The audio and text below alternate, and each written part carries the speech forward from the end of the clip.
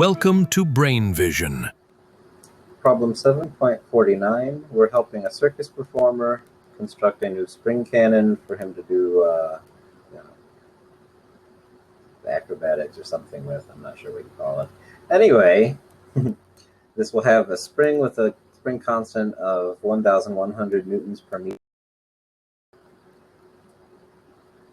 He's going to initially compress it with a force of 4,400 newtons. The inside of the gun is going to exert a force of 40 newtons with friction over the 4 meters of travel that he will be experiencing as he's pushed out of it.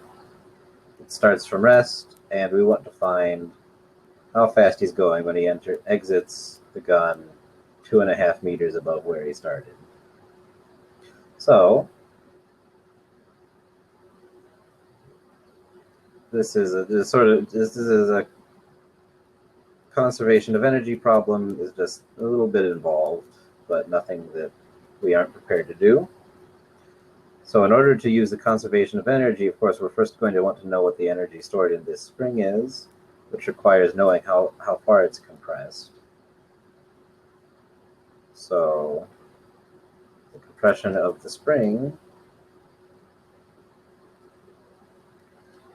is just going to be the initial force divided by its spring constant. So it's going to be compressed by 4 meters because 4,400 is 4 times 1,100. Now let's call his initial height y equals 0, so that y final will just be our 2.5 meters.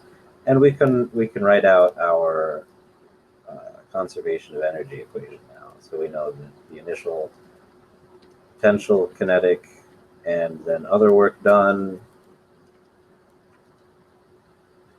has to equal final potential and kinetic energy. And this is going to give us the final speed. So we have, this is initially 0 because he's starting off from what we're calling y equals 0. So we have a 1/2 kx squared. X is the 4 meters we just found. And then the work friction does, we're just told the force. So it's F times S. S is the 4 meter length along which he's going to be sliding through the tube. Now this has to be equal to, the potential energy is going to be mg times y final. That'll be our 2.5 meters. Plus 1/2 m v final, which is what we need to know, squared. So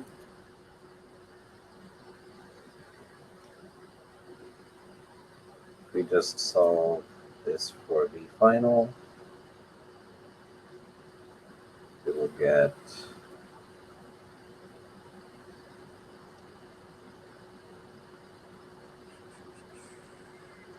the square root.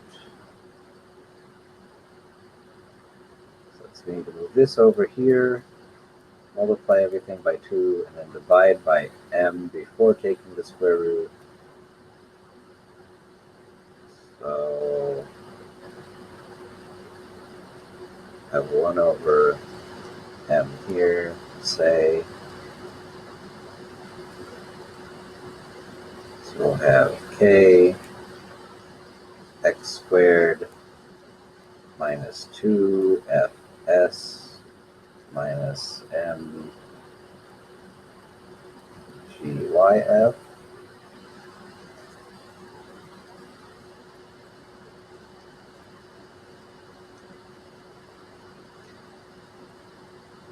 And so then this is speed ends up being 15.5 meters per second when you work through the numbers of this.